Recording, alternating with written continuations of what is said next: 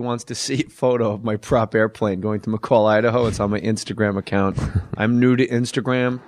People tell me somehow it's good for me, but like Twitter and like everything else on the internet, I'm not sure how this benefits me other than people looking at pictures.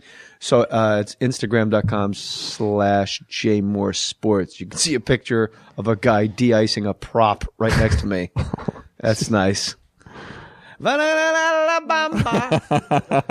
Barry Katz, you've been a manager in this business for 30 damn years. 30. What advice Jesus. do you give somebody starting out? Because people, John Heffron and I said, like, if somebody said, "How do you write a joke?" I have no idea. I have no idea how to write a joke.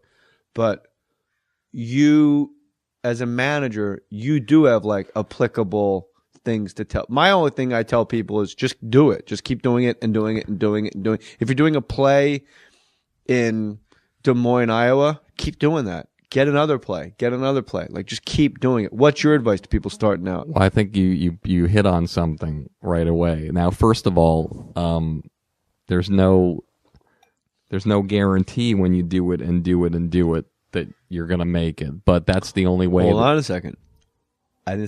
No, I'm not maybe disputing. not make it. But if you, this is all from David Mamet's book, True and False, Yeah. which you can hit that Amazon banner at jmohr.com. Clear your cookies. True and False is the book I live by. Correct. If you want to act. Correct. Fuck, make it. Do you want to act or do you want to make it? Because if you want to, David Mamet wrote in that book, he had a friend that turned down a play that was 16 weeks in Chicago because he wanted to hang around LA in pilot season. And David Mamet said he was confounded. He goes, but they're offering you work as an actor. And the guy was like, yeah, but it's pilot season. Might have been Montaigne. He didn't say who it was, but I got to guess it was Joe. Yeah, I mean, and that's the thing that if you're in a situation where you are doing it, America speaks. America will tell you whether you're doing things right or you're doing things that aren't going to get you where you want to go. And Mostly America will tell you when you're doing things wrong, even if you're doing them right. yes, they will. But let me tell you what I mean when I say America speaks. Okay.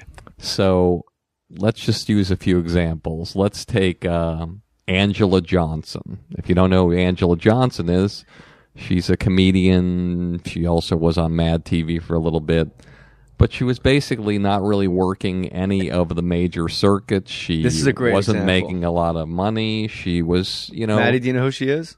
No, I do not. Sells out every show she does. sells out every show she does. And I don't want to step on your story. It might be too late. too late. But Ryan Sickler and I were at Cobb's in San Francisco. She was there the weekend after me. You know what her credit was on the marquee? YouTube's Angela Johnson. Thank you so much. That's where I'm going here. Mad TV, all TV, like 50 TV credits. No.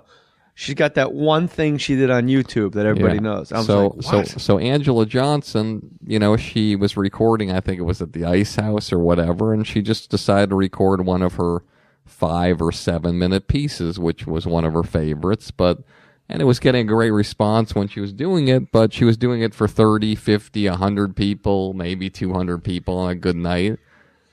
So she put this clip of her nail salon bit where she reenacts the Vietnamese people at the nail salon bit.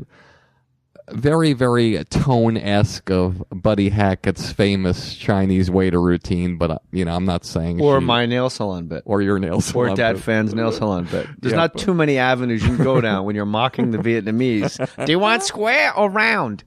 Yeah, so she puts it up on the internet, and I got a new spin on it, bro. I got them all on bikes. tens of Hold on. Ring, ring, ring. You want tandem? Want wheelie? Brick doesn't hold the mic to his face to laugh. and we're going to talk about that too. All right. What, So- wheelies? Yeah, we're going to talk about the differences. So she does this. Tens of millions of people watch it.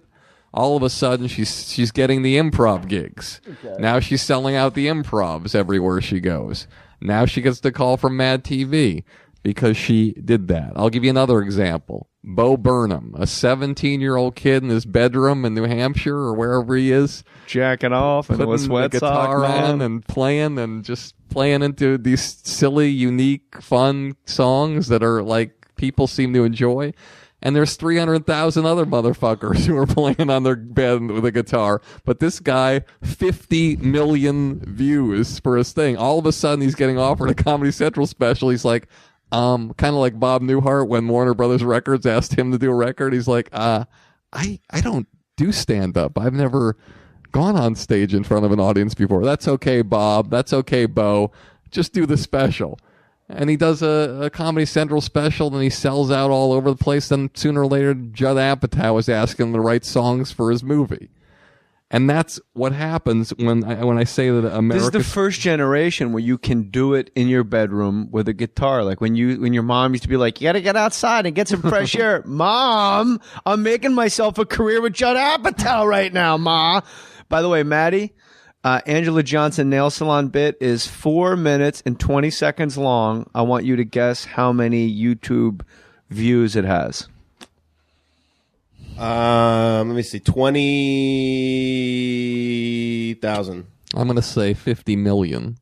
Jesus Christ. Okay. 3.5 million. 29 million. Okay. From a nail salon bit. See, I was going to say something like that, but then your face made me backtrack to 20,000. Well, yeah, because he had already said millions of hits. So I just want to keep going on this. Sorry. So and by the way, I apologize for kicking the shit out of your Angela Johnson story. I didn't realize Don't worry about I didn't it. realize your Angela Johnson story. It was my Angela Johnson. Oh, I just thought of this about Angela Johnson's It's story. okay because we're going to go one step further with that. Whoa. So Put her on a bike. your podcast, okay? You decide to start doing a podcast. How many people were doing podcasts when you started doing it? Thousands. Thousands, tens of thousands. And you look, if you were to do research about the people who were doing them then and how many people had listened to their podcasts, you started like most people listening today as an actor, an actress, or whatever you're doing. You started at zero. It didn't matter if you won an Academy Award or sucked a homeless guy's dick behind a dumpster the day before. It was 0-0. You got in front of the mic and you started your first one. With you. You were my first guest. I was the first guest. It was I still one of the proudest moments of my life being your first guest on this podcast. Sweetheart. I'm serious. You're fired. Not the first time I've heard that this week. Not for me. You never heard Not for me. it. Because you know why? We fucking communicate. That's right. I was saying this to Brian Callen the other day on the phone. We're going to get right back to your point. Don't worry, everybody. I said, I don't mind when people fire their managers. What makes me insane is the 8 months that you kept that you wanted to fire a manager in your head alone and didn't communicate to your manager, I don't like that you're doing this, this, this, and this. There's no other business model where you keep the... Look, I don't know. I'm closing the doors in the car wash, but don't say anything to anybody because they might fix it and we might make a profit. That's right. One of my favorite stories about that, and we're going to get back to your podcast. You're going to love this. Is that Dennis Leary? Okay, it was one of my good friends, and I still communicate with him, but not as much as I used to, unfortunately. But when he was in Boston, I gave him the Thursday night show at my club. He wasn't really working. I gave him the Thursday night show. Play it against Sam's? I'd play it against Sam's. And he was a guy who just did it his own way. Like he would put Janine Garofalo on every show. And she wasn't doing well every show. And come on. And I'd go up to him after like 10 weeks. I said, Dennis, do you think maybe you should, try somebody else or do whatever? Only time he ever got mad at me. Fuck you. She's funny. I like her. She'll be on my show every week. Or you can cancel me from the show. And he had no other shows. But anyway, so he got hot because, like all of you should do, he wrote something for himself. No Cure for Cancer. When things weren't going well, his father passed away. He wrote his own show, got on Showtime, took off, one-person show in the theaters, and it was insane. He got The Ref and all those movies, but then... He was great in The Ref. But then he got an offer for a movie called To It By Sea with Sandra Bullock. He got I think it was a $5 million offer. Oh, what a prick. His agent, I hate him now. His agent, James Dixon, said, I don't think you should do this movie. You were going to get the offer. I would fire James Dixon after I got my $5 million check. Don't do this movie. So James, hold on, Matt. I offer you $5 million to jerk off a dog. I'm put on YouTube. But it'll get 50. More people saw Angela Johnson's nail salon bit on YouTube than saw Two If by Sea, starring Dennis Leary and Sandra Bullock. So I say to you, Maddie, I'm going to have you jerk off a homeless guy, and we're going to put it up on the internet. It's going to get 50 million hits, but I'm going to give you $5 million.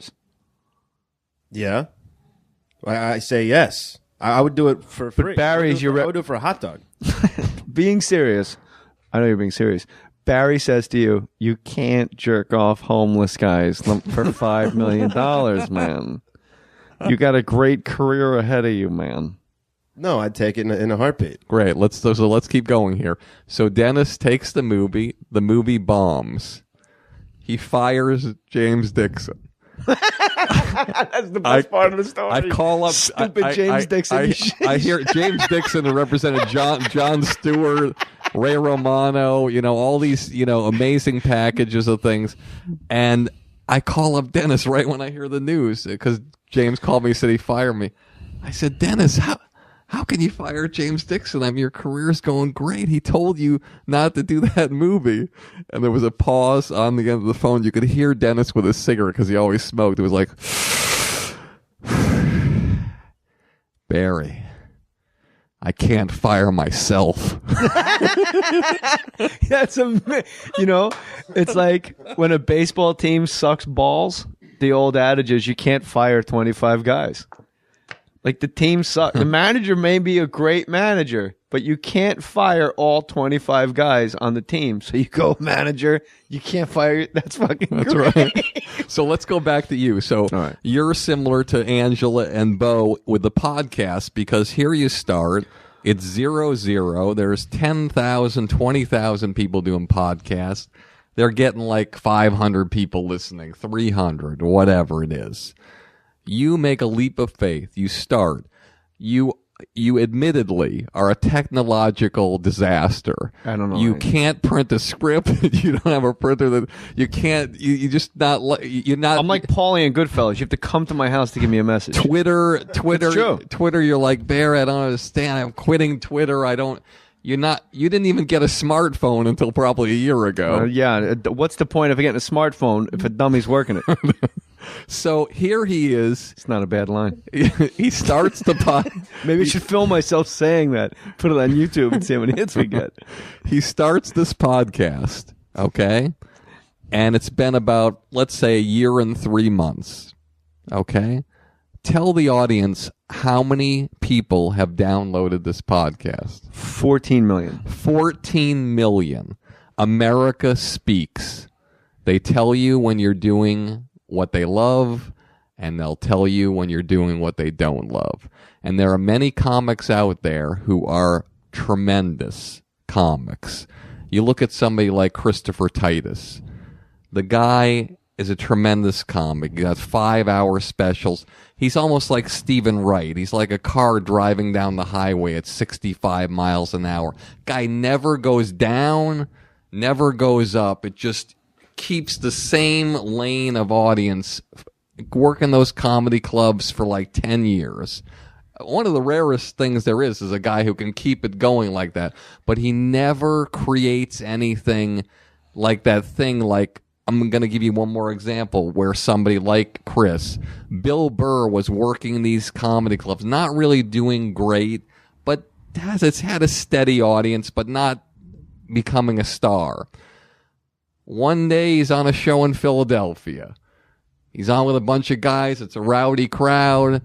They're booing him off the stage. Somebody picks up their camera and starts filming. And it was all an of a Opie sudden, and Anthony show. Opie and Anthony show. Story. He snaps. He says, fuck you. The only thing that's in this town that's famous is somebody who's not even a human being, Rocky or whatever the hell. And he just went at them and he won them over in that past 5 minutes. That went on YouTube and millions of hits. And then he started selling out comedy clubs and theaters and things like that. Now, that was a fluke, but it happened. And that's what took him to the next level. And somebody like Titus needs something that he creates that takes that thing, because he's already got that audience, but they're still saying, yeah, we love you.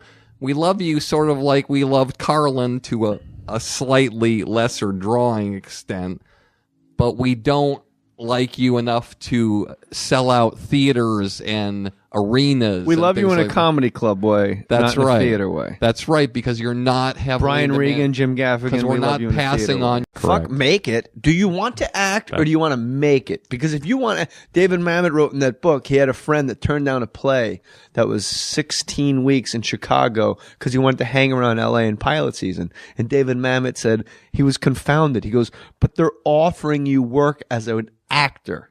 And the guy was like, yeah, but it's pilot season. Might have been Montaigne. He didn't say who it was, but I got to guess it was Joe. Yeah, I mean, and that's the thing that if you're in a situation where you are Business for 30 damn years. 30, What advice Jesus. do you give somebody starting out? Because John Heffron and I said, like, if somebody said, how do you write a joke? I have no idea. I have no idea how to write a joke. But you, as a manager, you do have like applicable things to tell. My only thing I tell people is just do it. Just keep doing it and doing it and doing it and doing it. If you're doing a play in Des Moines, Iowa, keep doing that. Get another play. Get another play. Like, just keep doing it. What's your advice? doing it. America speaks. America will tell you whether you're doing things right or you're doing things that aren't going to get you where you want to go. And Mostly America will tell you when you're doing things wrong, even if you're doing them right. yes, they will. But let me tell you what I mean when I say America speaks. Okay. So let's just use a few examples. Let's take People starting out. Well, I think you hit on something right away. Now, first of all, there's no guarantee when you do it and do it and do it that you're gonna make it. But that's the only way. Hold on a second. I didn't. No, I'm not. Maybe disputing. not make it, but if you, this is all from David Mamet's book, True and False, Yeah. which you can buy. Hit that Amazon banner at jmohr.com. Clear your cookies. True and False is the book I live by. Correct. If you want to act. He wants to see a photo of my prop airplane going to McCall, Idaho. It's on my Instagram account. I'm new to Instagram. People tell me somehow it's good for me, but like Twitter and like everything else on the internet, I'm not sure how this benefits me other than people looking at pictures. So it's Instagram.com/JMohrSports. You can see a picture of a guy de-icing a prop right next to me. That's nice. Barry Katz, you've been a manager in this business.